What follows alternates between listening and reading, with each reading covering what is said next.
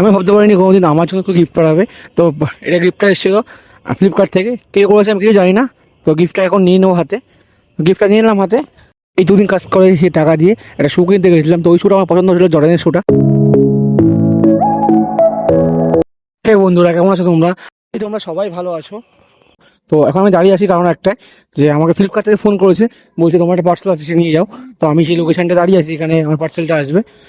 তো ভাবছি জানি না কি পার্সেল আসবে, অনেকদিন কিছু অর্ডার দিনে কি অর্ডার দিয়েছে জানি না কিছুই, হয়তো পুজোর সামনে থেকে অর্ডার দিয়েছে, আমার একটা বন্ধু হবে। তো পার্সেলটা আসলে দেখা যাবে কি পার্সেলে কি আছে।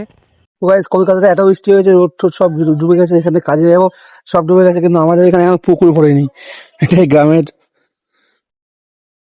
দৃশ্য, এখনো পুকুর ভরেছে, এখানে রোড ডুবে গেছে, দমদম সেক্টর 5 সব ডুবে গেছে, ধর্মতলা মুহূর্ত সব পুরো ডুবে গেছে, কোনো জায়গায় ফাঁকা নেই। এখানে আমি প্রায় আধ ঘন্টা দাঁড়িয়ে আছি, আধ ঘন্টা 20 মিনিট হবে। তো এই যেটা ছিল, এটা হচ্ছে আমারই বন্ধু ছিল, আমাদের অঞ্চলের বাড়ি, আমার একসাথে খেলতাম আমরা। তো ওই পার্সেলটা দিতে এসেছিল, ও বলছিল যে পার্সেলটা পাঠিয়েছে একটা তোরই বন্ধু, তো ও চেনে ওকে, তাই জন্য আমি বললাম দেখি পার্সেলটা কি আছে। তো হাতে দেখি, উকি মেরে দেখছি যে ওটা প্যান্ট আছে একটা। তো থ্যাংক ইউ নিজেকে, কারণ প্যান্টটা আমার নিজের টাকায় কেনা। গাইজ আমি এটা বলছিলাম তোমাদের, আমাকে কেউ পাঠানোর মতো নেই, তো আমি নিজের টাকায় কিনেছি, এই কাজ করছি, এই কাজের টাকা দিয়ে কেনা প্যান্টটা। তো প্যান্টটা এখন নিয়ে নেবো হাতে, প্যান্টটা হাতে নিয়ে এলাম আমি, কারণ ওকে বললাম তুই বেরিয়ে যা, কারণ তো অনেক পার্সেল আছে এখন, চাপের সময় অর্ডার। তো প্যান্টটা নিয়ে নিলাম, ঘরে গিয়ে দেখবো আনবক্সিং করে কেমন এসছে। চলে গেছিলাম বিকেল বেলায়, সরি সন্ধ্যাবেলায় 7টার দিকে, গেছিলাম একটু শু দেখতে আমার জন্য, আমার ভাইয়ের জন্য।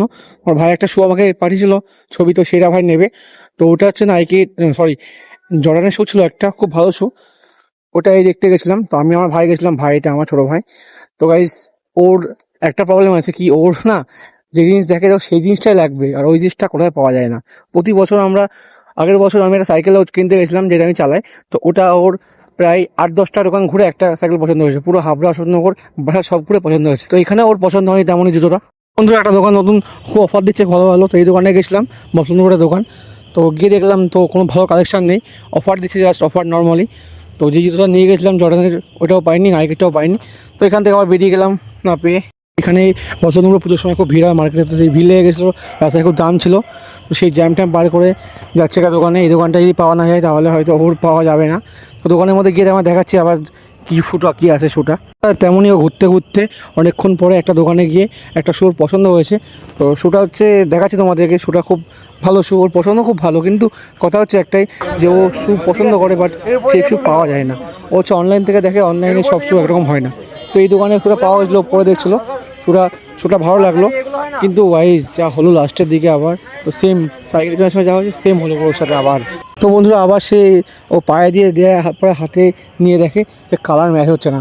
এটা হচ্ছে হোয়াইট ছিল বাট পিওর হোয়াইট ছিল না, মানে পুরো ওর লাগবে পুরো হোয়াইটের উপরে নাইকি লোগো বা এয়ারটেল লোগো। তো এটা ওর পছন্দ হয়নি। এটা গুগল ফ্যাশনের দোকান, তো আমাদের মসলনপুর খুব নাম করা দোকান গুগল ফ্যাশন, তো এখানেও পছন্দ হয়নি। তারপরে ও চলে গেল গোবরডাঙ্গাতে খুঁজতে, মায়ের জন্য ফুচকা নিয়ে বাড়ি আছে, কারণ মা ফুচকা দিয়ে এসে অনেকদিন পরে, তো সেটা ফুচকা নিয়ে বাড়ি যায়। তোমরা যারা নতুন চ্যানেলে তারা সাবস্ক্রাইব করে দিও, ভিডিও ভালো লাগলে কমেন্টস করে দিও। পরবর্তী ভিডিওতে প্যান্টটা নিয়ে চলে আসবো আমি তোমাদের সামনে, তখন মতো বাই।